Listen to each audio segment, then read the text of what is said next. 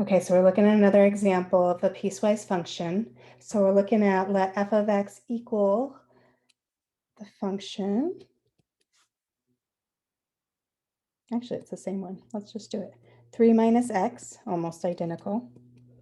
X is less than 2. We're given that it's equal to 2 if x is equal to 2. And we're given, well, it's not exactly the same, x over 2 if x is greater than 2. So let's look at find the limit.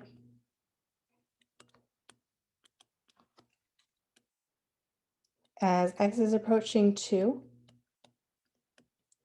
on the right of f of x. Let's first do that, and then it wants it on the left, and it wants it at 2. Okay, so if it looks at here and it says we're finding the limit as x approaches 2 on the right of our function. What that's telling me is my x values that I'm plugging in, these are bigger than 2. So I have to determine which equation I'm using. So the equation that we use when x is bigger than 2 says we need to use equation 3.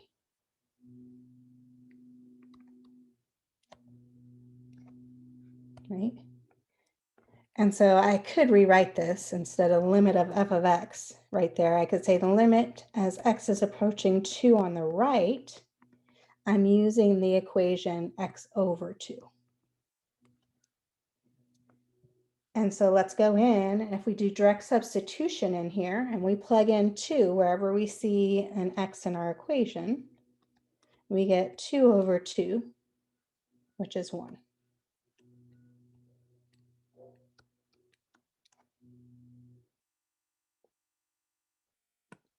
It also asks us to find the limit as x is approaching 2 on the right.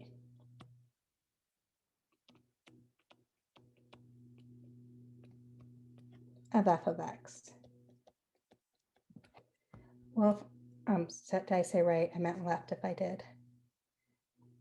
So x is approaching 2 on the left.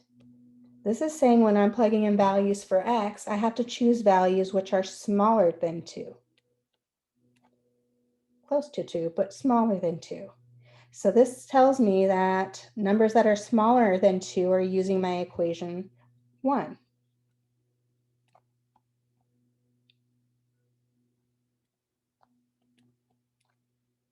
And so I could rewrite that limit, right, as the limit as x approaching 2 on the left.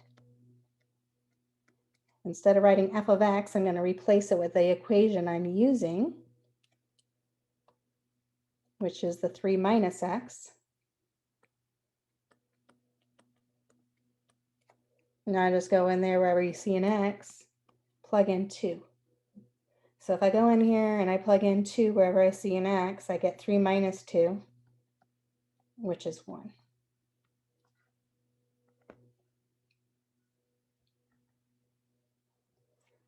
The next question, it was still part A, says find f of 2.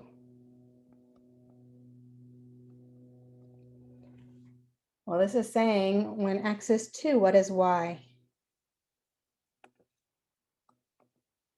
Well, I have to go back to my piecewise function, and I need to use the equation where x equals 2 false.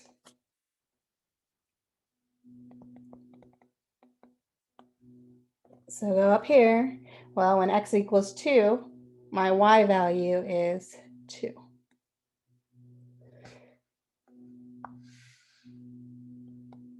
And so we know that f of 2 is equal to 2.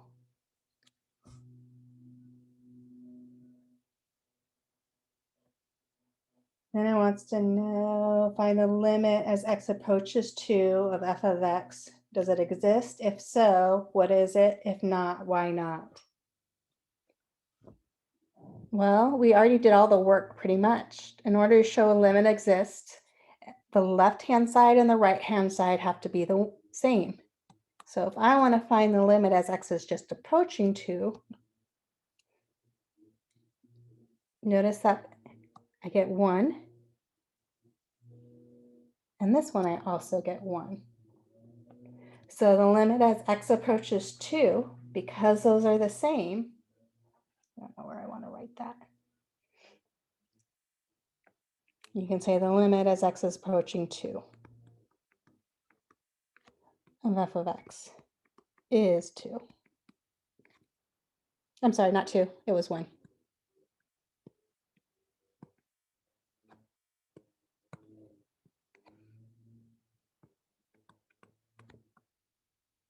And again, it's because the left-hand side was equal to the right-hand side. And they were the same value because they're equal, right? And that number was 1.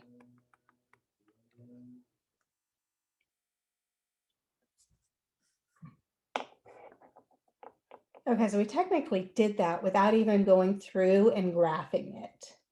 You should, though, be able to graph those piecewise function. And recall f of x, again, was 3 minus x. Oops, that was equation 1. This was less than 2. It was 2 if x equals 2.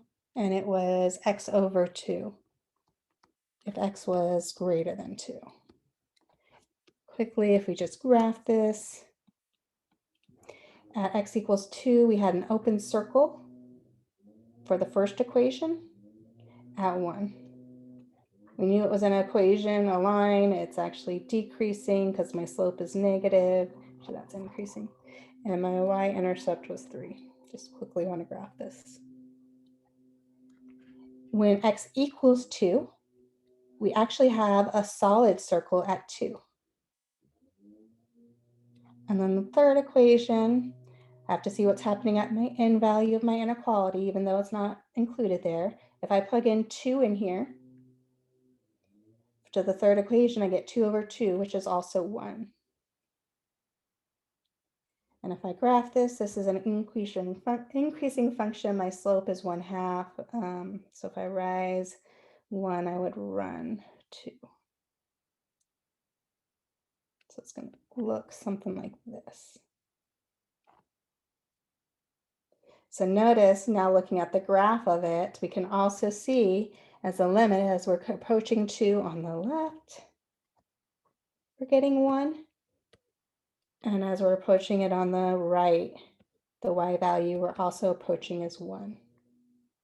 Even though when it's defined at 2, we get it back 2.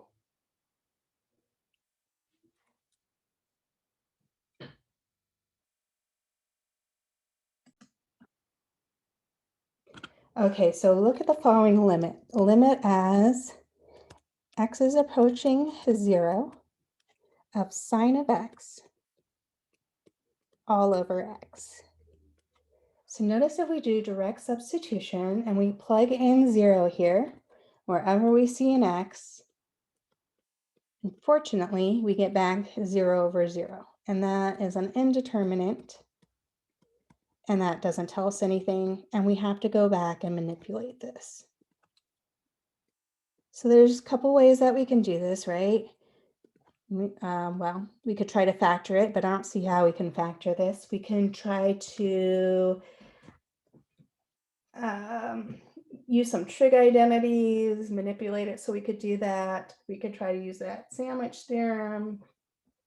We could look at x values close to 0, right? So if I look at values of x which are less than 0, but close, so we could put in numbers like negative 0.5.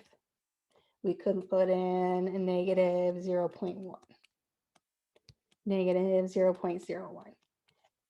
Recall if we do that and we notice as we're getting closer and closer on the left and the right, then we would, same value, y value, then we can say that that limit exists and it's going to that.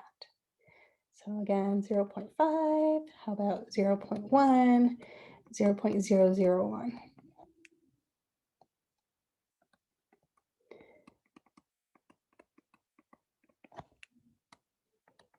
So let's go and look at Desmos real quick and look at those values as we plug it in and see if there's any pattern that's going on that we get.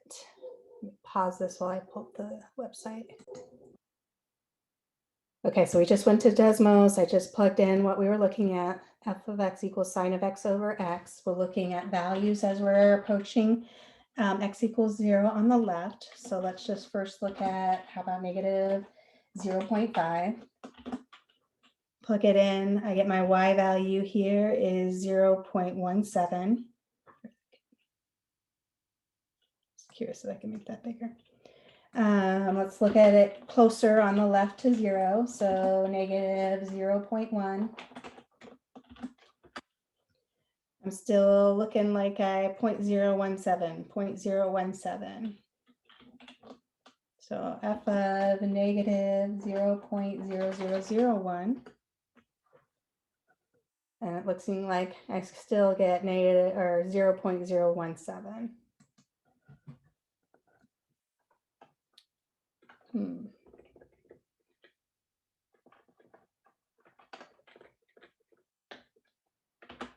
Okay, let's do it on the right. So 0.5, 0.0001.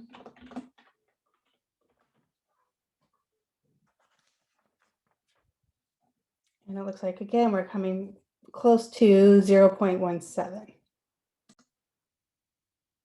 Okay, so I was getting a little confused because what we should be getting is 1. And so I came back to Desmos and I pulled up the graph and did sine of x over x. So it's undefined at x because that's not in our domain.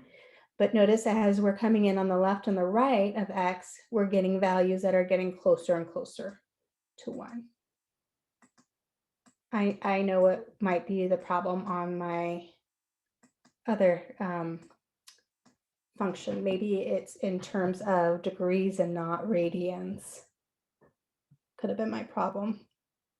But the limit, and this is one that we're going to use, as x approaches 0, sine of x over x is 1.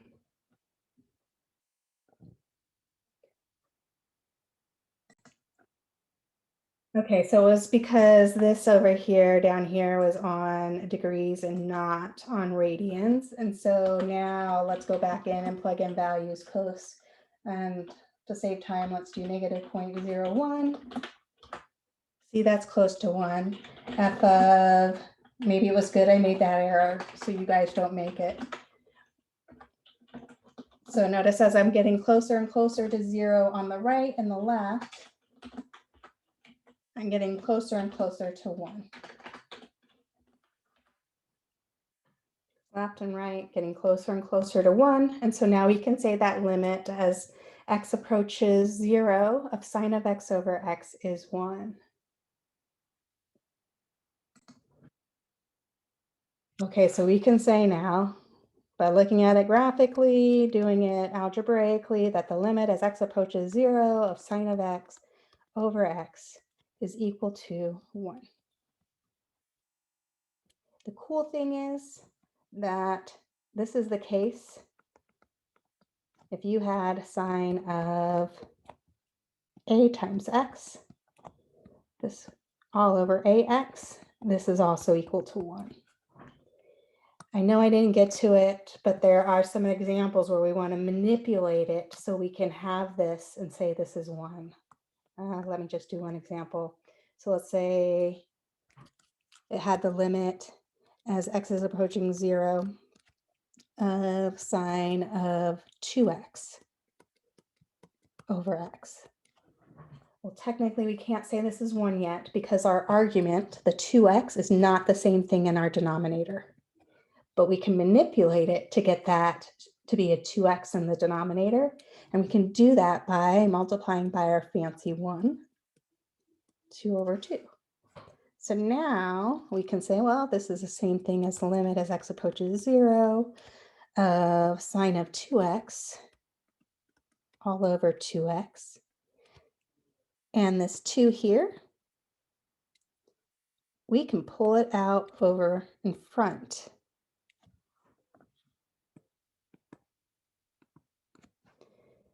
with our rules of limits, saying that coefficient, right? We can pull it out in front of the limit and then take the limit and then multiply it by that coefficient. So we have 2, and we've said that this is the same thing as 1. So we have this 2 times 1, which is 2.